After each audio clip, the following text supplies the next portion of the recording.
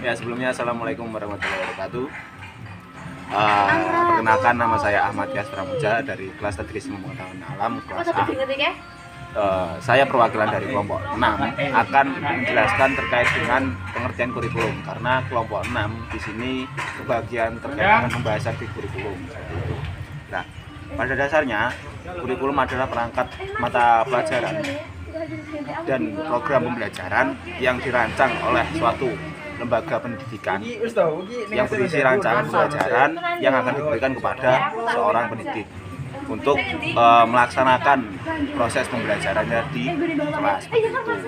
Kemudian penyusunan perangkat mata pelajaran ini disesuaikan dengan keadaan dan situasi dan kondisi di setiap lembaga pendidikan. Jadi setiap lembaga pendidikan itu memiliki kurikulum yang berbeda-beda, disesuaikan terkait dengan SDM yang ada di sana dan juga terkait dengan kebutuhan yang dibutuhkan di lembaga pendidikan masing-masing seperti itu.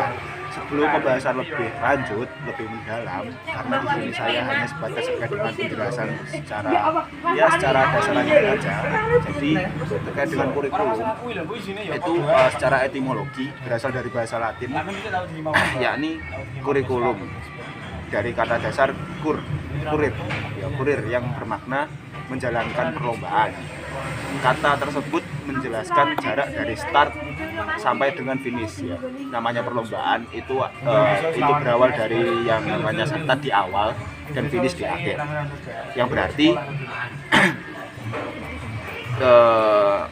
terus sedangkan dalam bahasa Yunani kurikulum berasal dari kata kurikula yang berarti jalur untuk balapan. Kenapa kok malah berbeda ya pendidikan sama balapan seperti itu? Kenapa kok berbeda?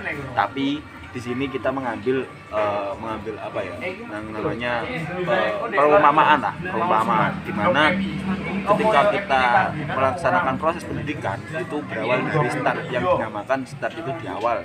Bagaimana kita merencanakan strategi, bagaimana kita merancang sebuah taktik untuk menuju ke finish yang nantinya kita akan menang di sana. Itu hanya perumpamaan saja. Terus kemudian makna tersebut diterapkan dalam dunia pendidikan sebagai suatu cara, upaya atau aktivitas untuk mencapai tujuan atau pembelajaran. Itu. Terus sedangkan menurut terminologi kurikulum memiliki banyak versi.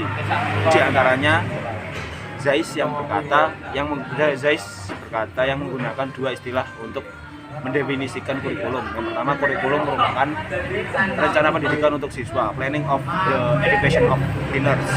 Dua, kurikulum berupa lapangan studi, field studi. Itu dua perumpamaan.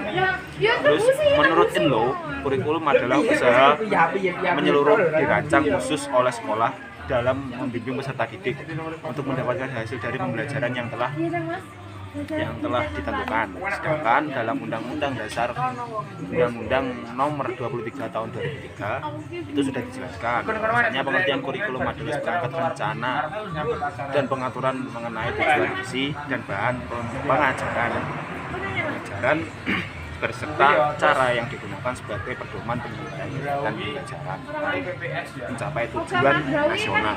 Mungkin penjelasan saya cukup sekian. Bila ada salah kata mohon maaf. Assalamualaikum warahmatullahi wabarakatuh.